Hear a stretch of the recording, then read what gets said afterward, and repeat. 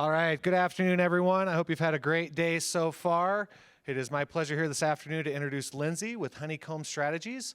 Honeycomb Strategies works with venues, events, and hospitality, and their sustainability programs. She has worked with some of the largest and most sustainable events in the industry, down to some small startups, and helped them get their programs off the ground from scratch.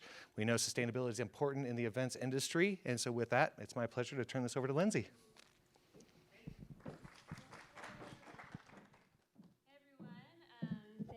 Having me here. I don't know if I need this. You can hear me? All right. Is my presentation showing? Nope. All right. So my name is Lindsay Arell. I'm with Honeycomb Strategies. And when I first put together kind of this presentation, this was before COVID, and it was about collaboration between event organizers and suppliers.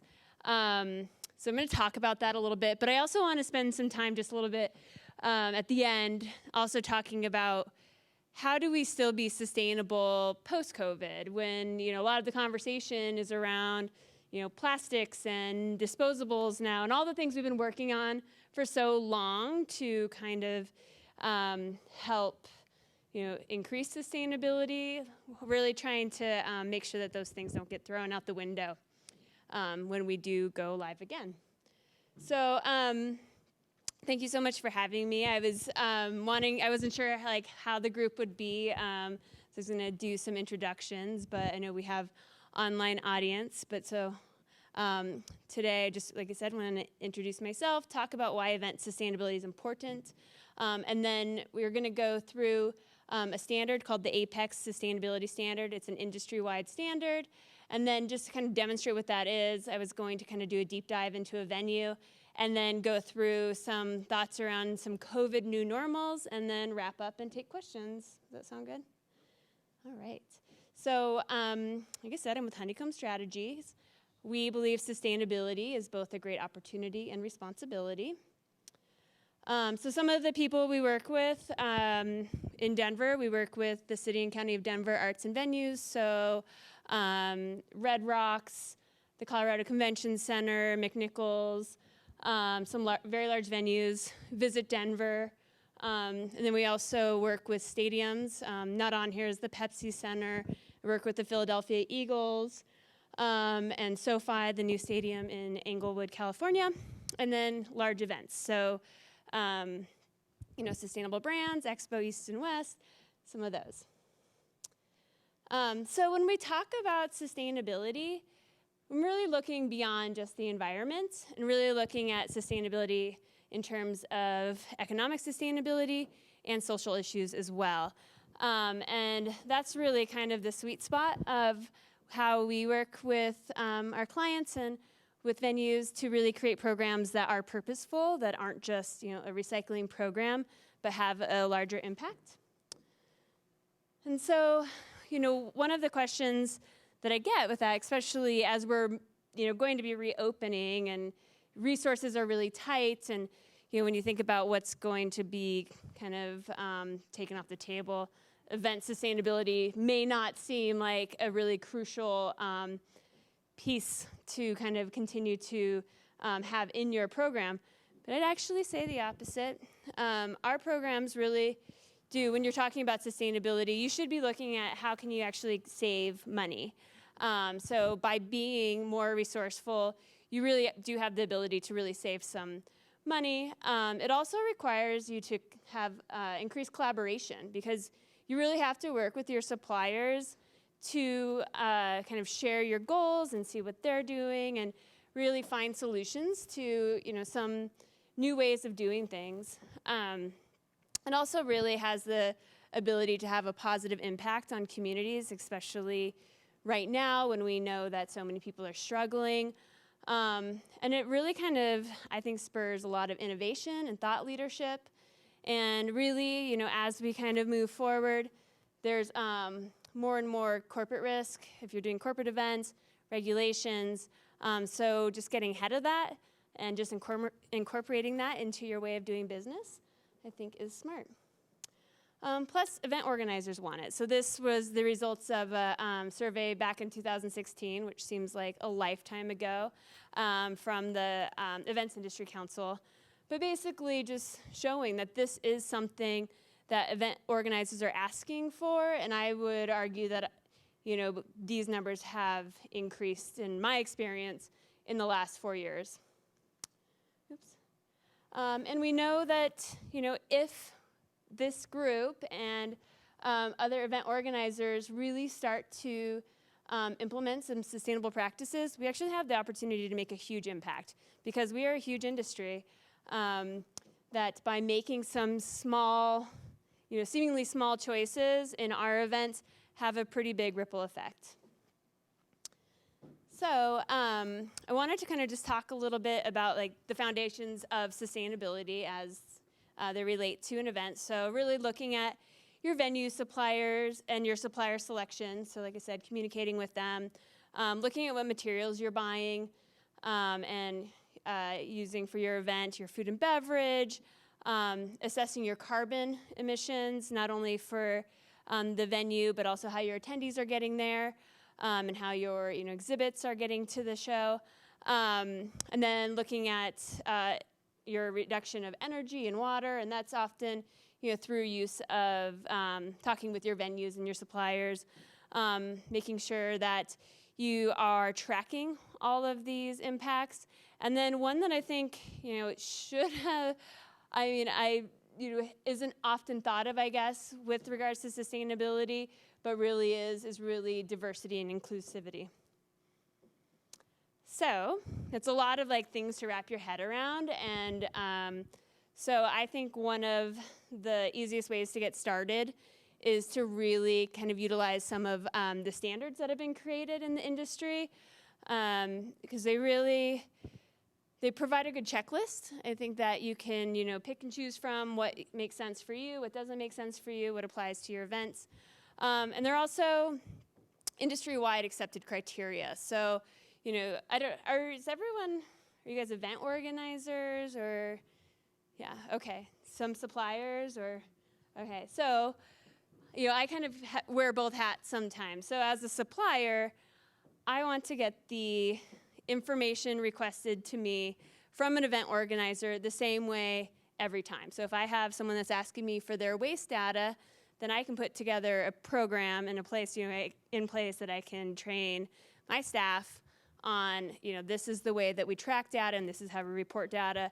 And then that event organizer can take that and they can take that information and compare it apples to apples at the next venue they go to. So standards help kind of create that consistency. And they also really provide a roadmap of best practices so that we all know, again, as we're kind of speaking the same language. So we know that for a recycling program, we want to have, I'm looking for your recycling bins here, a landfill bin and a recycling bin should be paired together.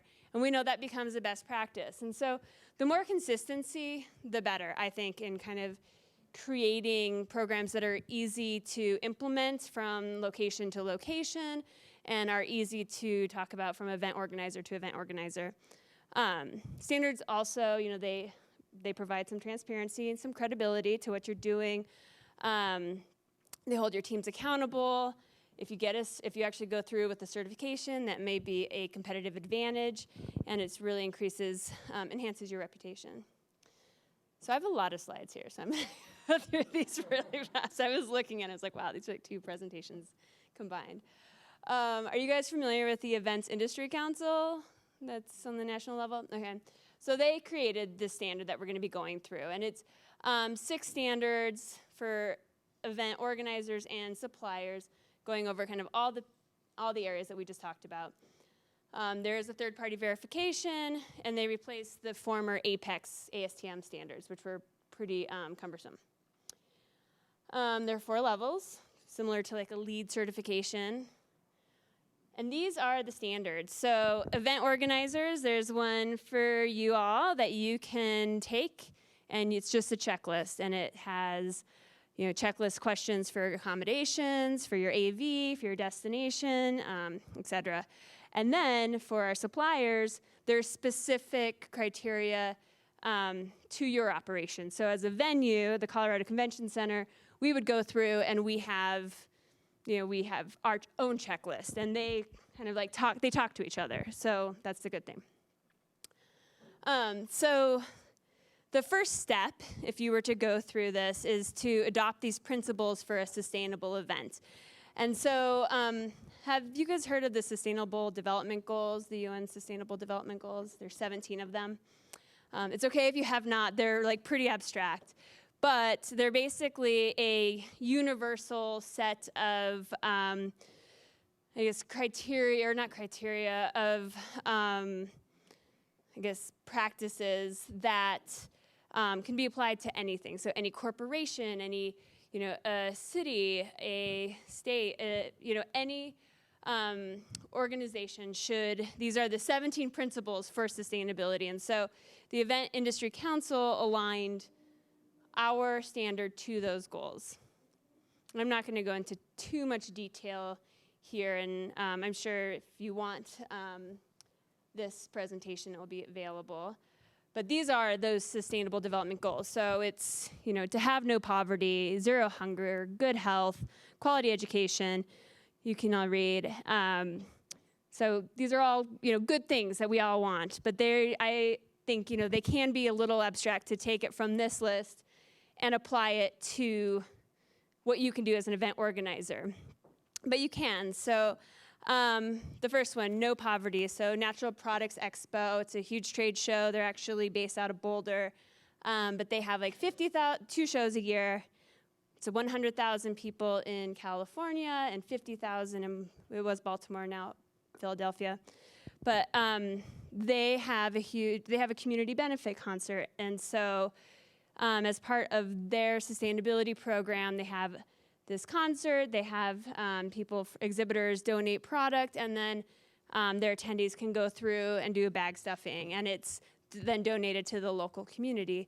So it's a really fun way to get people like engaged, and they make money off of it because they sell that sponsorship to that community event, and it's a great way for those people to get their product out there, and it's just a lot of fun, and it addresses the no poverty of the Sustainable Development Goals. Another one would be, food donations. So these are just some like tangible ways to kind of relate to the Sustainable Development Goals. This is another one, reduced inequalities. So do any of you guys have like scholarships or, for even CFEA, probably. And so, anything like you might have for that, or student discounts, really looking at a way to bring your event and your content to a bigger audience that might not be able to attend otherwise. I think this is going to be a big one, and we'll get into more detail, but number 12 of the Sustainable Development Goals is responsible consumption and production. And so that's something that we can affect very easily in the events industry, just our signage alone. So making decisions to eliminate foam core and vinyl from your signage selection, hopefully going for like some sort of fiberboard if possible, or even better, some sort of like cardboard or honeycomb or falcon board or reusable signs or digital signs. So just kind of having that thought process in your head. Climate action, we work with Green Build. They have some really incredible greenhouse gas calculating, and so this just shows a breakdown, though. They've been doing this for many, many years, and it's pretty sophisticated, but it shows a breakdown of where their greenhouse gases come from for their events, and then they partner with people to offset those. This is another example, Natural Products. They made a goal to eliminate single-use plastics by 2022, and they talked about that through all their shows. And human trafficking, that's another big one in the events industry. And so there is to train your staff or ask the venues that you go to if they train their staff about being able to identify human trafficking and doing trainings around that. And then the last one, just example to give, is just partnership for the goals, is just how we partner all the time, right? To achieve something in the events industry. We're always working with our suppliers and various stakeholders, and so doing that for your sustainability goals. So that was obviously not going through all of the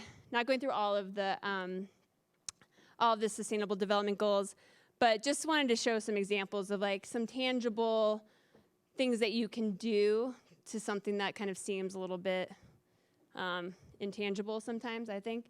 And there's a lot of other things that you can do to support those as well.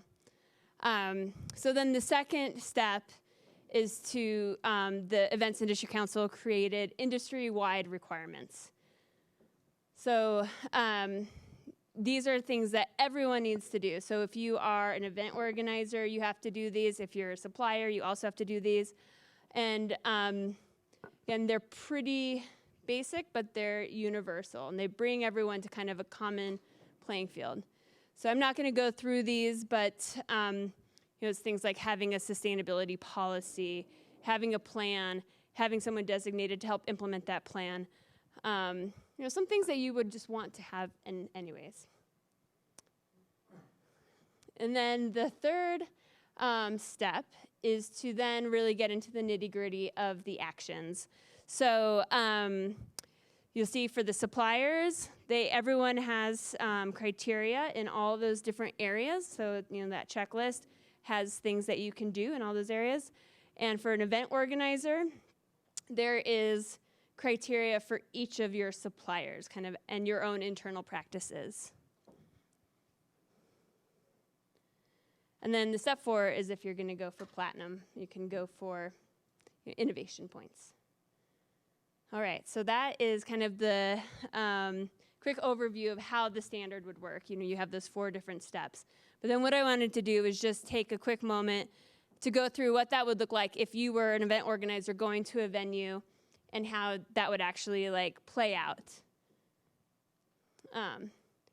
So the biggest, just with anything, I guess, the biggest way to, that I wouldn't call it a mistake, but the, misstep I get working from the venue side, from an event organizer perspective, is, I will have an event organizer come to me after the event's over and say, that was great.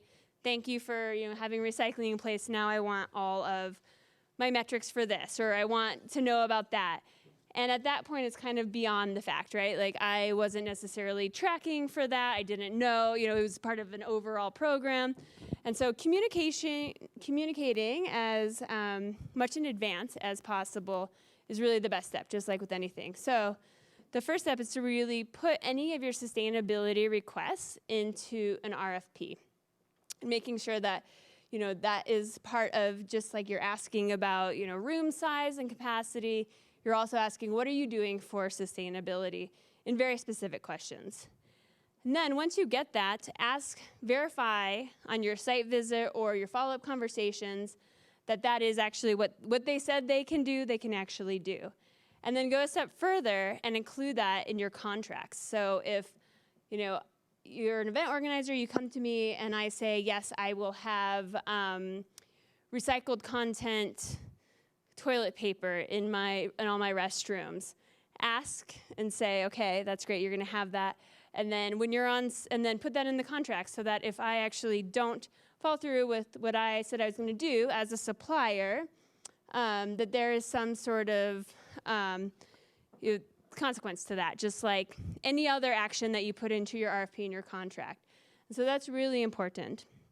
And then you need to also make sure that you're following up with that even further and including, all of those requests, again, in your event specs so that they know, again, that this is something that you're expecting to see. And then I always make sure that it's brought up again at the pre-con, and then when I'm on site, I always ask for a site I asked to be taken back of house. I want to see the things that I asked for, that they're actually happening. And then the final, a way to kind of monitor and make sure that everything happened, that we said we were going to, to check on what we put into place, I asked for that to be included in a report, so a post-event report. So whether that's waste diversion, what percentage of the food might have been local, what my energy consumption was while we were on site, all of those things. If I asked for it in the RFP and I communicated that's something I wanted to know and have information on, then I make sure that I get some sort of verification at the end. Does that make sense? So these are just some examples of different things that you can ask for as they relate to the Apex standard. So you can see they're not, rocket science questions, but they are impactful. So, asking for reduced lighting levels at move in and move out, that actually saves significant amounts of energy. Having limited escalators, these are the things. And then when I go on site, if I've put that in my RFP, and then the lighting levels are at 100%, then, that's something that I can point to and say, hey, we really do need these lights at 50%, or often, this area that's not being used at all. And then, again, asking for them to provide that event data at the show close. Similarly, these are, again, just examples pulled from the Apex standards of different things to be asking for around waste management for your venue. So making sure that your bins are put together, they're clearly labeled, those types of things. And this is an example of just kind of how I worked on a show and we partnered to really kind of, it seemed like a small effort, but it really had a pretty big impact. So NAM is the National Association of Music Merchandisers. It was one of the last shows I went to back in January, but it's like 120,000 people. It's really big. And it's at the Anaheim Convention Center, and they partnered with Martin Guitars and Reverb. It's a music trade show, and to provide water bottles to attendees. And so then with that action, so that was a sponsorship between NAM and Martin and Reverb. So Martin provided the water bottles and handed them out, and had some sort of a sponsorship agreement with them. But then the Anaheim Convention Center was able to, we let them know that this was a program we were doing, and we needed to have some sort of metric to report back. And so they had water fill stations that we could measure how many people used them. So they went through for us, and they went to see what the water fill count was at the beginning of the show through the end of the show. And they were able to have a metric for that. And so, Martin was really excited about that. They weren't expecting it. And it was something that the NAM could use to expand that program. Because I think last year it was only 1,000 water bottles were given out to, over 100,000 people. Were available for a 100,000 person event. And so that, allowed, just having that metric allowed that to be expanded. So it's really important, like I said, just to ask your venues, ask your suppliers how they can help support your programs.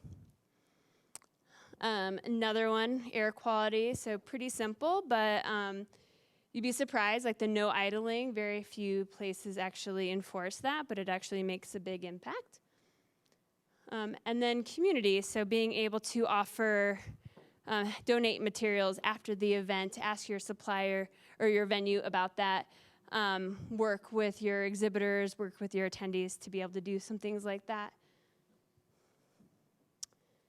And then accessibility and inclusivity. So making sure that the rooms that you're creating, and this will probably not be a thing as much, but there's space between your aisles and your table sets, and for people with wheelchairs to get through. And it was really interesting. Because 2 years ago, I had ankle surgery, and then I had to go on show site, and I was had crutches, and I had like a scooter that I'd kind of go back and forth on, and it was the first time that that I'm like fortunate enough that I'm able-bodied, but I wasn't at that time, and I really realized how challenging it was for someone that might not be able to use stairs easily and open doors. And how challenging that was. And none of our signage supported that. Often the elevator was like on the other side of like the convention center. And so many of those buttons that like open the doors automatically like didn't work. It was just, very eye-opening for a very short period of time of like how frustrating that was for me, and really kind of after that point, I've really made such a, or after that experience, I've made such a point when talking with my clients to make sure that they're asking these questions. And I have one client who actually does a site visit in a wheelchair to, like, one person on their team has that, so that they can really experience and see what that's like. And that's how they plan their signage and things like that. So again, you know, sustainability isn't just about environment, but really looking at what your community is. And then, yeah, again, I'm just, going through these really fast, but these are just some organizational questions that you can also ask any of your suppliers. And these are just some sample language, so it doesn't have to be, complicated. It doesn't have to be super strict. It can just say, what are you doing? And then, you know, have these questions in there. Yeah. Oh, yeah, so just some simple things like we talked about. So, you know, do you currently track your property's waste waste production? What's your diversion rate?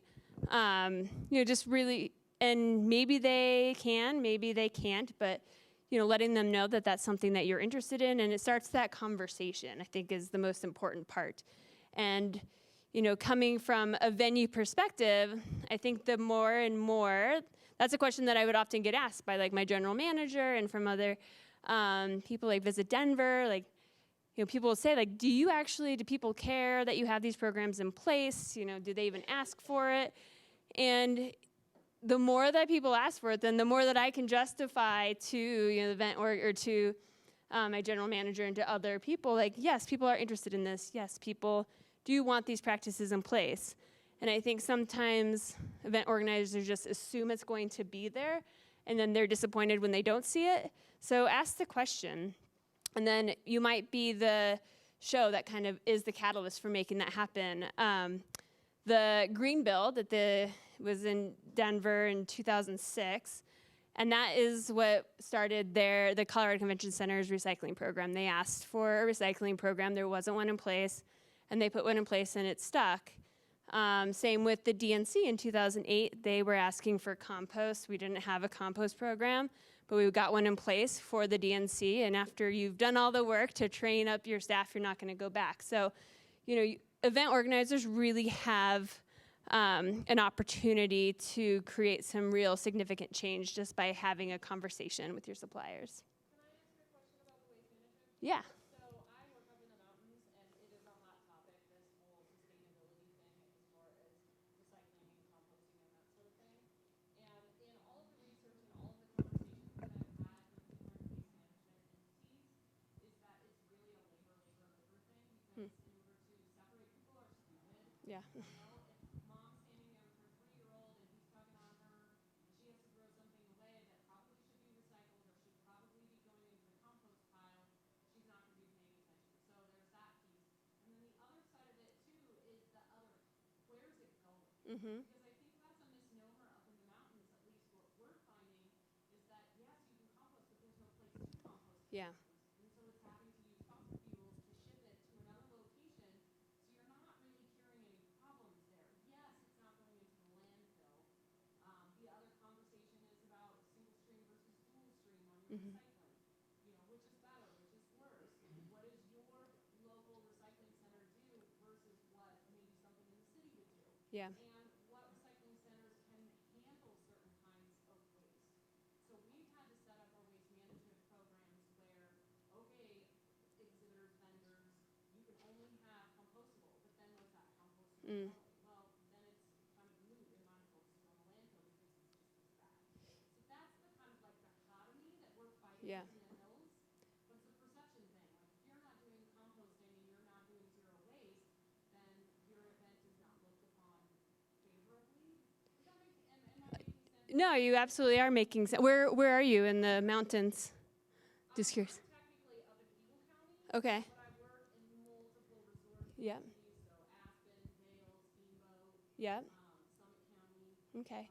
I live in Crested Butte. Yeah, no. So I know it's a very, it's a really important point that you're making. It's, yeah, so many people, that's where that conversation has to happen. So you do. It's not as easy as saying we're going to get compostable serviceware, and we know that's not where the conversation ends. You do have to say, okay, if we're ask so here we go. Question number 5. Please highlight which are actually recyclable through your facility. So asking that venue, do you recycle glass? A lot of places don't recycle glass. I think Denver started recycling glass 2 years ago. Before that, it was all just like road-based. So you do have to go down that and ask those questions. And yeah, a lot of places, not even in the mountain communities, more and more facilities are not accepting those PLAs, so like the compostable plastics. So going back to that show in Anaheim, that's Natural Products. It's huge. It's a food trade show, and they were trying to do this zero plastics goal. But in Anaheim, even though it's California, there is no place to they won't accept the compostable plastics, the PLAs, because it is really hard to break down. And so that's a really big issue that we are really working at. Do we use reusables? And we partnered with a company that's actually out of Boulder that does reusable ramekins. And we tried that, piloting that on a very small scale. And, it's not an easy, one-fits-all solution anywhere. Another issue that we're starting to see in sustainability, especially with regards to the compostables, those PLAs, the cornstarch PLAs, are actually, there's a shortage of them now because so many people are buying them and actually not even composting them. And, there's some unintended consequences there. And so now it's actually really hard to get that. So before the pandemic, we actually had Eco Products reach out to me because we use that at all the arts and venues, and they said, just so you know, we're anticipating a shortage of this product. So you might need to, figure out something else because we don't know. And our waste diversion depends on composting. And so we were then switching gears, and now we were looking at Ball Corporation, which is the aluminum cups that a lot of people are, you might see a lot of venues are kind of switching to that, and those are infinitely recyclable, and there's a lot of great advantages. But yes, it's a conversation, and there's no easy checkmark solution, especially when, it seems like it should be so simple, but it really isn't. But you have to find out what's happening in your location and where is it going to go, and then communicate to your attendees so that they know why you have what you have in place. But yes. Yeah. So kind of what you were saying too about the labor, do you think Yeah. an important part of this is having labor and a plan for accountability? And we were meeting with EcoCycle about doing some labor, and it was kind of disappointing because for them too, that they said they do all these events and it's a lot of optics, but they're not there. They don't have people making sure everything happens exactly the right way. They left at 5 o'clock at a big festival, and then somebody threw something in it, and then the whole dumpster goes to the landfill because it's contaminated. So people, like she's saying, compost. It's like people love the word compost, but if it doesn't work in that one spot, how do you manage all that? How do you to make it so it's not just about optics, but it's also about making it effective, and affordable. Yeah. All of that, because I couldn't believe it, because he was saying how much they have to do, and the second they step away, it's like everyone's like, oh well, we did this, we recycled, we did this, but they didn't. Yeah. Well, and that's why I do always, it's, I think I work with some clients where we hire back of house sorters, and, I've sorted so much trash in my life. And you do that, and I think the other way to kind of reduce that labor is really controlling what you're allowing to come into your events or what you're allowing your vendors to bring. I mean, here, we had, what you see here, all the china and bottles, that is that's nice because that's all getting reused. Like none of that is going in a landfill, but that doesn't happen often especially for large events. But if you can just try to control, so I know one adage that I'm starting to hear from like eco products is anything you eat on should be compostable, anything you drink should be recyclable.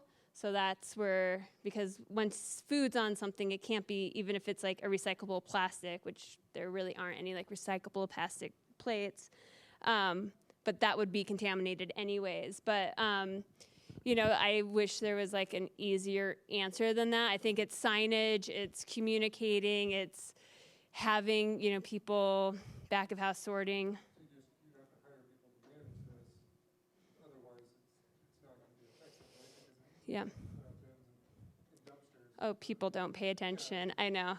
And even, you know, to not, the people that stand at the bins, I don't think that they're effective either. They start talking to each other, even if they're passionate about sustainability, they don't. But yeah, you know, I also, so yeah, seeing kind of working with your housekeeping staff, the janitorial staff, getting volunteers if you can to sort back of house, I think is always way more effective than anything front of house, but people don't like sorting people's trash, especially probably after COVID. That's going to be an even bigger challenge.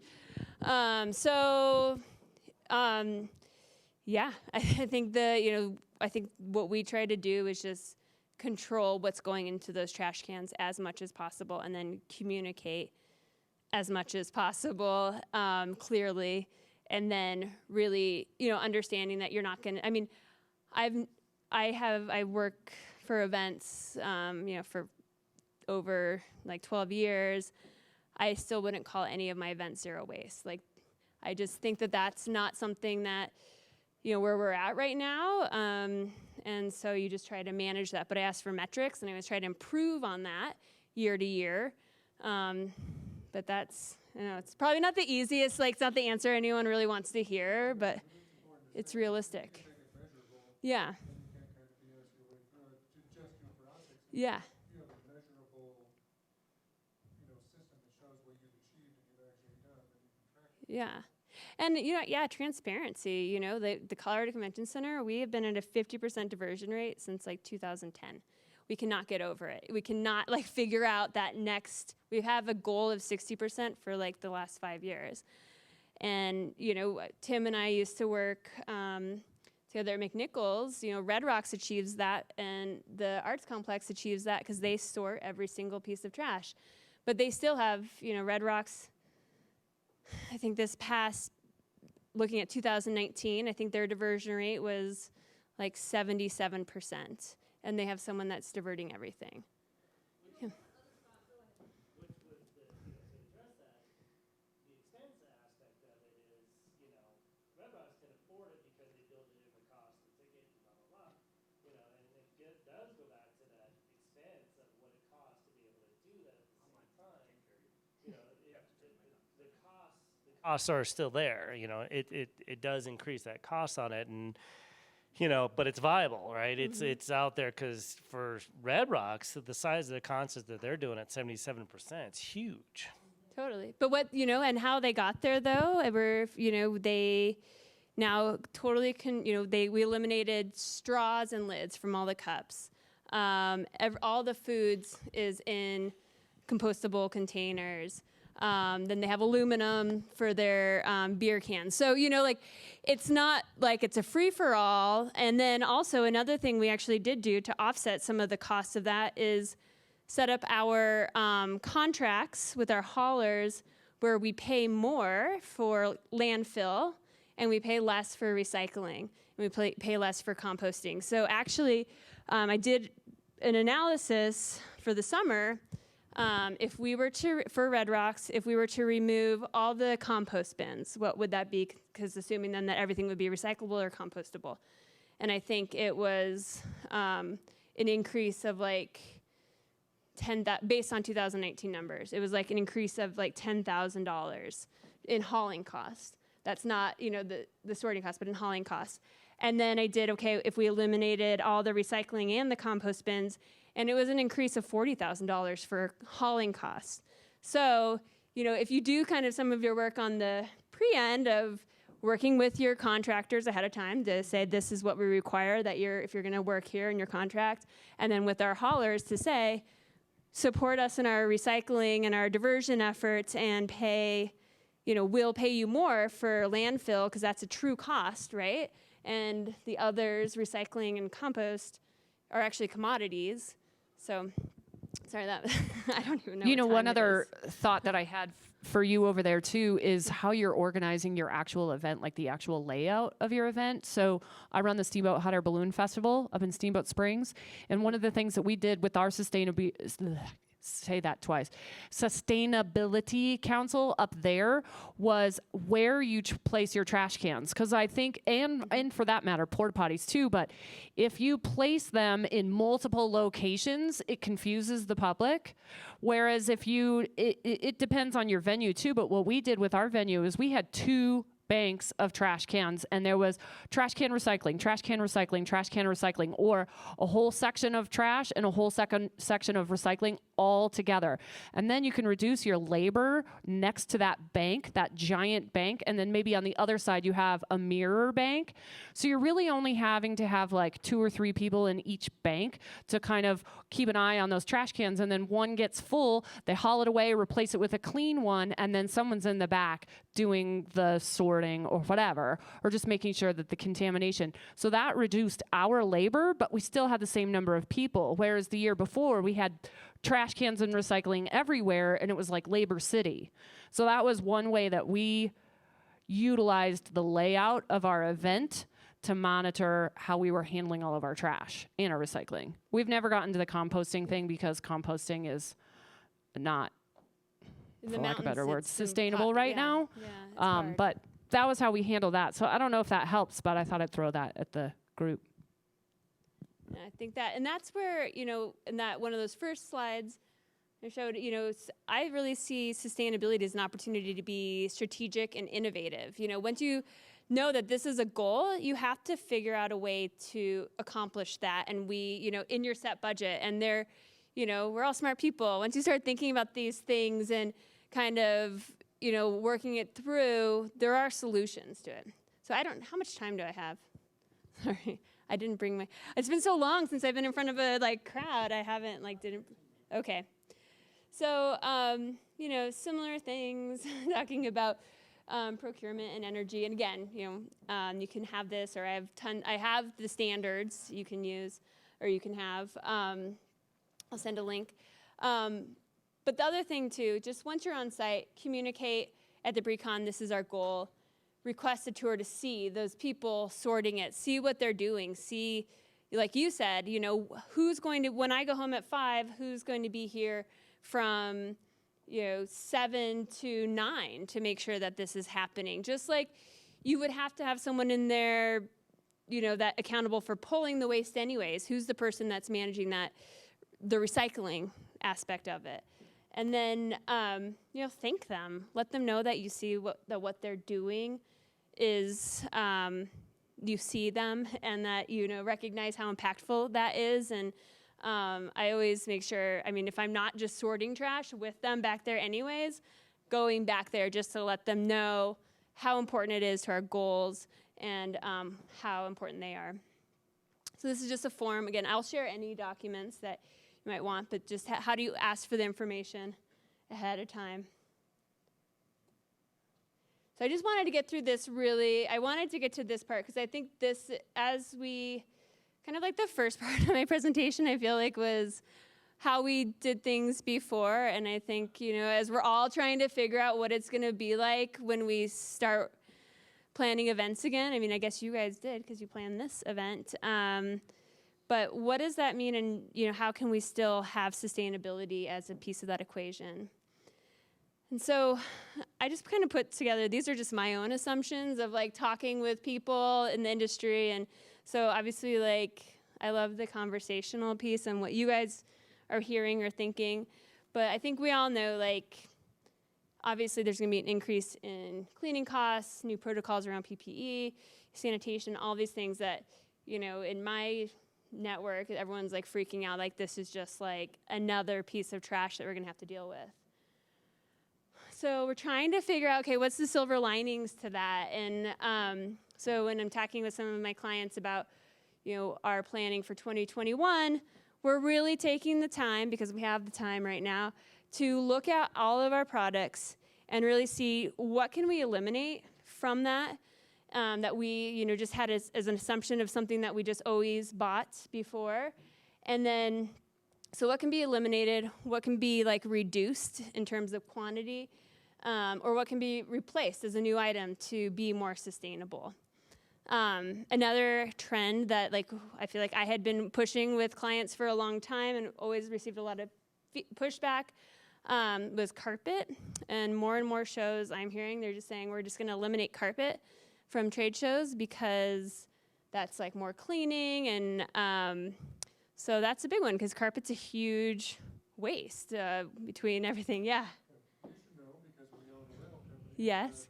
The carpet lasts 1 or 2 shows and it's Yeah. it's trash. I mean, it's like we just had to fill a roll-off full of expo carpet. Totally. It has nothing to do with it. It's terrible. Don't ever use carpet. Totally. Yeah. Don't wanna touch it. Well, and I know, not picking on Freeman or GES, but yes, that's, then they're like, oh, we reuse it. I'm like, well, you can maybe reuse it maybe 3 times. Yeah, a booth and then maybe an aisle, but then, They just fill up the roll-offs with yeah, it's not, been in the business a long time, and it's like so much trash. There's nothing you can do. totally. Well, and then, so think about the car show at the Colorado Convention Center. 600,000 square feet of carpet, because obviously the exhibit halls aren't carpeted. So that's 600,000 square feet of carpet and padding. It has to be brand new looking carpet because no one wants the used carpet for their booth, And then all that has to have 600,000 square foot of reinforced visqueen plastic over it while the cars are driving in and people are moving around. So when you start looking at those things, and all of that's thrown away. And that's just one show at one convention center for, 2 weekends. And so, yes, if we can get rid of carpet, huge win. But so many people will say, and we did have outdoor retailer has started to eliminate carpet before all this. I think PCMA eliminated carpet at their show. It was a trend that was starting to happen, but not as often. So, hey, there's a silver lining maybe. And you save money. You save a lot of money because carpet's expensive. Another one, I'd love to see exhibitor waste bins removed because those are just all landfill. They don't, you don't sort those. Those aren't sorted. They're all landfill. They're free-for-alls. Make people use the bins around. Another new normal assumption is I think obviously people aren't going to want to just take a bunch of random stuff that other people have touched. And so this is actually a picture from an event, an Earth Day event, of an exhibitor that just had all this useless plastic stuff promoting their sustainability program. So I'm hoping that this is the end of these types of products. So, and we'll start to see a switch to more mobile technologies that exist. So less, having less programs, books, magazines, trade show publications, all of those things that are printed, shipped. There's labor to put them out. There's labor to remove them because they're inevitably like stacks and stacks and stacks left at the end of the show. And then there's labor to throw them away. And so I think that's another way that we could, as an industry, reduce waste and save money as well. And then eliminate those pointless giveaways. We talked about this a little bit, but the new normal that people aren't going to want to sort waste anymore. This is an opportunity to re-examine how your waste is collected and produced. This is sorting at an actual event. Those people, before we took a lot of precautions around it. I don't know how that's going to be received. We'll see. The attendees won't travel, right? Obviously, I think these hybrid meetings are here to stay. But the opportunity there's new attendee base. There's people that weren't able to come before that can now come, or people that didn't want to travel or maybe couldn't have come for disabilities or cost concerns. And so now we have an opportunity to kind of widen the breadth of influence, and more people and more perspectives is a better group, I think. Let's go through some of these quick. I don't know if we'll ever see, well, we have buffet stations here. Again, I haven't been to an event, so I'm like, oh, this is so interesting. So, are we going to have buffets anymore? I think we will. But is this, an opportunity to really get people to commit to whether they're eating or not, and maybe help reduce food waste, which is obviously such a prolific problem in our industry. If we have people that have to serve now, then maybe that will help attendees control serving size, maybe have less options, maybe more plant-based options. I don't know. Then also, we talk about, food donation concerns. There's already the Good Samaritan Act to protect people for donating, so you are not held liable, and they're needed now more than ever. I think there's so many articles out on that, and we're starting to see, donate your food if you can still. Pardon? I think it's the big excuse. It's been out since like 1994. Yeah. It's the biggest excuse that you'll hear from like any hotel or any food and beverage, but it's if you donate food in good faith and you're not pulling stuff from your trash bin or something, you can't be held accountable for it. Yes. You should, look it up. Yeah, and that's, it is something where, so many, chefs, again, when you just have that conversation, we want to have a food donation program, and they say that, then you're able to share that with them and help them establish that. Yeah. Yeah. Yeah.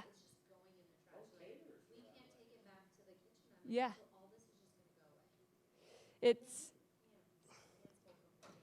Yeah, absolutely. Well, that's like MGM in Las Vegas. They just spent like $1 million creating a technology where they flash freeze food now, because they would create so much, then they couldn't like donate it at a fast enough rate, I guess, before it would spoil. So now they flash freeze all of their food, and then they hold on to it, and so they can donate it to local pantries around there. But yeah. Well, good. There's a good takeaway from this one. Perfect. Again, just talking about, hopefully we'll have more local food, using, there's like disruption to the food chain so maybe this is an opportunity to, procure more local items, share menus with other groups in-house, be flexible. If you just say, I just want a vegetable, does it have to be broccoli? Can it be zucchini? Does it really matter? Be flexible. You can save money that way too. And then I think this is the other thing. It's the new normal, hopefully, is just that as an industry, we're aware of implicit bias at our events. I actually took a training 2 days ago about diversity and inclusivity. And it was really interesting because she was talking about, these cultural norms and how, around food was the example she was using. And it reminded me of, I did a McDonald's. They're actually a very sustainable trade show. But I did their event probably 10 years ago. And it was the only show I've ever seen where they had, for their breakfast, they had, eggs and bagels and all that. But then they had fish and rice. They had a breakfast that actually welcomed, the diversity of their attendees. So it wasn't just a sign in multiple languages. It was actually, they were, accepting and welcoming cultures from, they knew that they had attendees from multiple cultures, and they were accommodating all those different food preferences and cultural preferences. And that was, I haven't seen it since, so it was the only time, but it really reminded me of that, to strive to be more welcoming and open to all the attendees of your events. And then just remember, this isn't forever, just right now. But I do think that this is an opportunity to be more strategic, to increase collaboration, raise awareness around diversity, equity, and inclusivity, be more mindful, and be more sustainable. So that's that. Sorry, that was a really mad rush of a presentation, but I hope you got some takeaways. Yeah. So my question is kind of all over the place, but I'm going to try and center it as much as possible. How do you change or shift the mental game of sustainability? Yeah. For example, like my son's second birthday, the Pinterest of the world. Why do I need all this tchotchke crap? Yeah. It doesn't matter. It's not going to matter, but I feel like I need it. At events, why do we need all this unnecessary things? People are going to find what they came to look Mm-hmm. for, whether it's food, the restrooms, understanding what the like signage stuff, Yeah. the banners. Like, how do we just change the mind shift of like what we've been so accustomed to think is normal and that we should be doing? Yeah. At least on us. It is. It's, yeah, we're having to create new norms, you know, like it's the carpet thing where, or the, yeah, I mean, how many of us need 20 signs to find a bathroom in like a mall or something? You know, you figure it out, you find it. You don't have to, you don't need a sign every 3 feet to tell you. And so, yes, I think just consciously, you know, I think, you know, for so long I've been saying like, okay, we need to just like create change slowly. You know, if you want to switch to a mobile app, you have your mobile app, and then you also have to have the printed program for people because you have to have both, right? But I think at some point, like we just need to, as an industry, just start making the decision to, and I think, you know, again, if we're going to find a silver lining around COVID, maybe this is the time to say, you know, we're not having handouts anymore because people don't want to use the mobile app. We're not going to have these giveaways because of this, or, you know, like use it as an excuse for, you know, we can, to really just look at where can you know, obviously if it's something that's really important to your attendees, you don't want to take that away. You know, start with the like low hanging fruit that they won't notice. You know, I was talking to a group, doing training with them, and they're oil and gas company, and they're like, we're not going to go to, you know, vegan meals. They'll lose their minds. It's like, okay, you don't have to do that. Like, let's think of something else that we can do. You know, you don't have to, you know your audience as well. So like, kind of think about what are the low-hanging fruits of things they might not notice or that they wouldn't be as big of a pain point to them, and just like start chipping away at it. Or another one, you know, on the printed programs thing, for an event, Sustainable Brands, even that show was like, people want their programs, they want their programs. I'm like, these are like chief sustainability officers for large corporations. Like, do they need a hand program? And so we put in the registration, I will commit to using the mobile app instead, and it was a required question, instead of asking for a printed program. And, you know, 70% of the people checked that box, so we only made, you know, 30% of the expected attendees programs. And, you know, and it was a slow thing, and if someone asked that, we could actually look up their record, you know, I don't think they did this, but they could have looked up their registration to say, no, you actually committed to a mobile app. You know, I don't know. But, you know, communicate with them, let them know why the change is happening, and then just build on it. My follow-up question to that Yeah. is that recently traveled to California, went shopping at a Walmart. We were staying in an Airbnb, got some groceries, and then at the end, I forget that California has no plastic bags. Oh, And I always try and do like the reusable, and then if they're not in my car, then I'm like, okay, Jimmy Supers has plastic bags. So we of course then bought like 4 Reusable. reusable bags. But at what point do you think sustainability efforts will be unified throughout the U.S.? I know. Because even in Oregon, right, like you have to bring your own mug to Starbucks. Yeah. They will no longer serve you out of a cup with a straw, nothing. So if you go through that drive-thru, you don't have anything, you don't get a drink. Yeah. I would be shocked and how I would do my Starbucks if I Yeah. did that. But why wouldn't we do that? I know. Because they're doing it, right? And so at what point, and will it ever be that unified? I mean, I think, our nation is, it's really hard to, we can't even have like a mask mandate. I don't know. I do know that before all this, with the city and county, I mean, even Colorado, I was working with the Mayor's Advisory Council to try to look at plastic bag bans, and we have them in Boulder. We have them all around the city, but we don't have one in Denver. And it's, it's not because people aren't working on it. It's just this huge political ask and we were working on it, and we were, getting support from like Kroger and all of these different, retailers and grocery store outlets, and, thinking about like low income bag giveaways, so many different ways to do it. And then COVID came, and now all of the grocery stores are saying you can't bring your reusable bag. It's such a 2-step forward, 1-step back process, unfortunately. So I guess focus on your own individual efforts. It's hard. It's it's really hard, and COVID just put a real wrench in everything. This isn't really a question, it was a comment from Lexi's question. A couple years ago, we went to Seattle, my wife and I on vacation, and then we went to Iowa, and we, Oh, wow. holy shit, different in Seattle, they shoot you if you Yeah. leave the trash out. Right. And in Iowa, they're like, I've never seen take-home bags. You're like, I heard of that. Yeah. nationwide. I know. It's just, the norms of people. Okay. And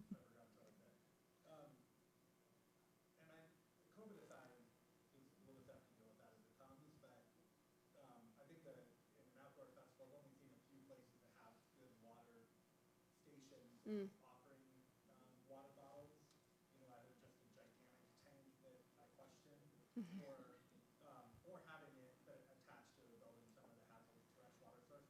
Have you seen a good system for that, and how is it set up? I don't work as much in the festivals world. Only from like what I've attended. Yeah. And pretty much it's like a cow trough where, you're just like putting your, I don't know. I mean, it sounds like you work a lot more in festivals. Yeah. It's kind of I've been moving toward using fresh water off of buildings. I don't trust the tests either, because they're sitting out in the sun and they're getting warm, and like there's not really any quality way of keeping the water cold. Yeah. So I've never really done that direction. Plus you have cave dryer and all the things that go with that. And there are mechanisms and ways to get quality fresh tap water out of a building off of a hose. And it's all about marketing and branding, but you also just need to put on your plumbing cap or get a plumber to help you to put it together. And then all it is just rigging it every year. You know what I mean? Once you get the system built, you can just put it on like sawhorses or whatever and just rig it so that you have the water filtration through a hose. It's easy enough to do, but as far as The last time I like saw one of those at a people who festival. get really weird, where I have run into issues though is beer garden situations, because in order for you to take a beverage from outside of a beer garden and bring it into it, it has to be a sealed beverage container, right? So AKA plastic bottles, which is never ideal as far as from a sustainability standpoint. I mean, you can recycle and whatnot, but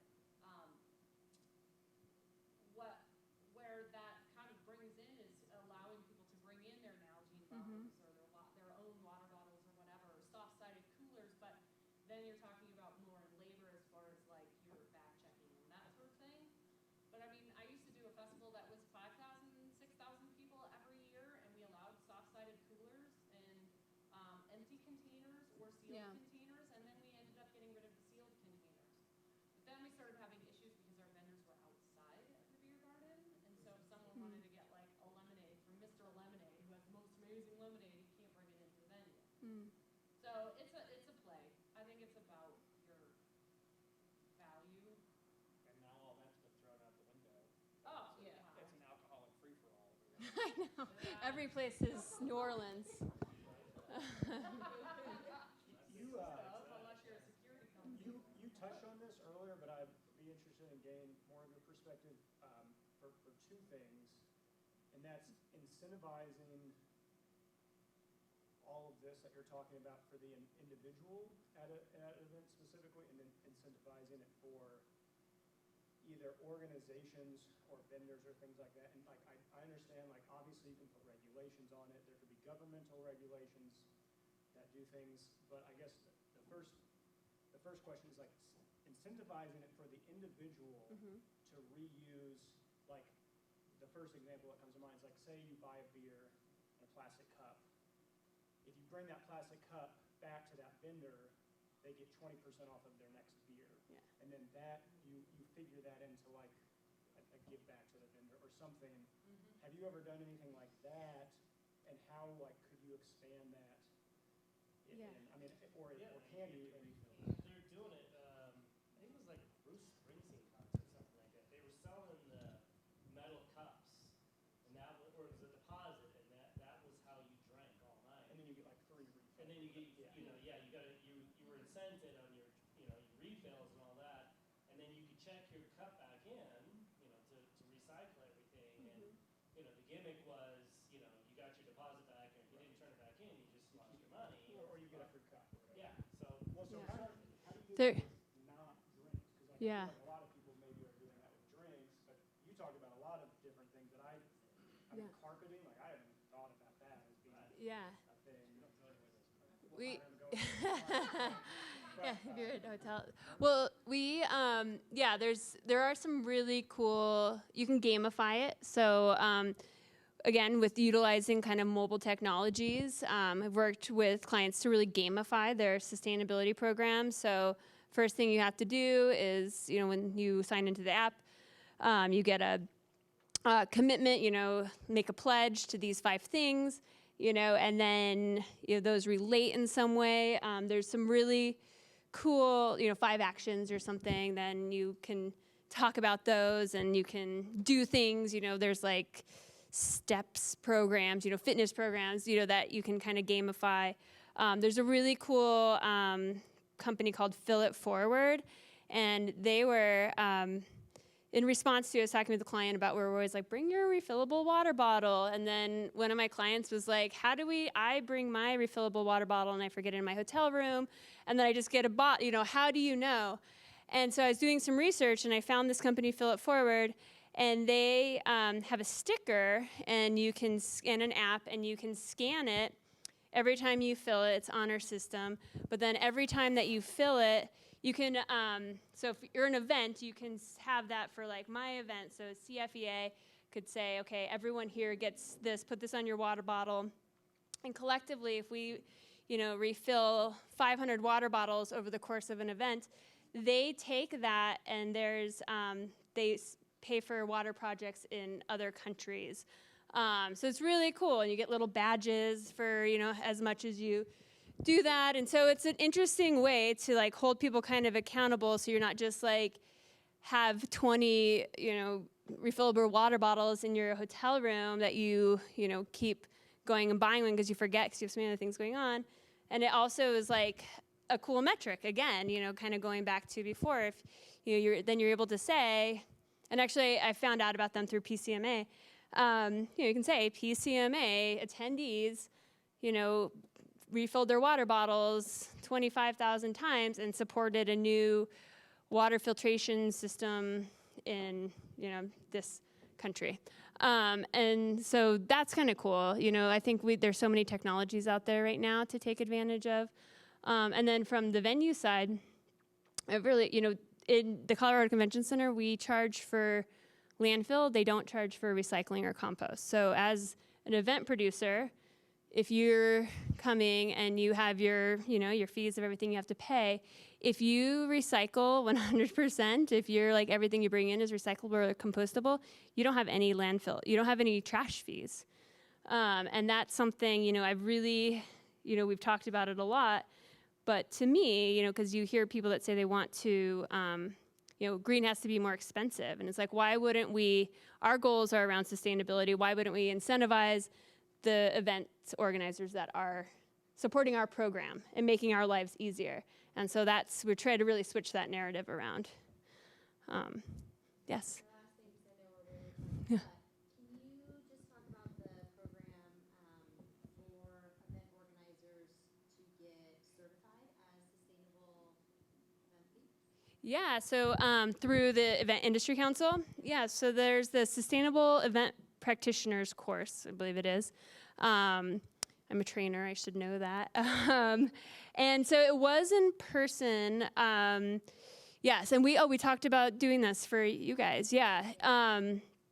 So there is there's a course you can take, and it goes through all of these, and it's about a day and a half or 2 days, depending how you want to spread it out. And you do get a certificate at the end.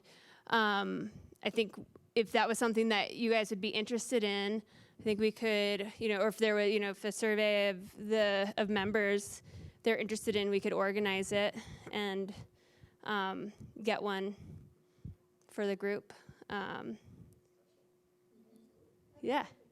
It's a certification. Yeah, you get a certificate and it's recognized, through the Events Industry Council. And it talks about all of, really the standards, but it kind of goes through all those different areas of accessibility and, really obviously a much deeper dive than what we did here.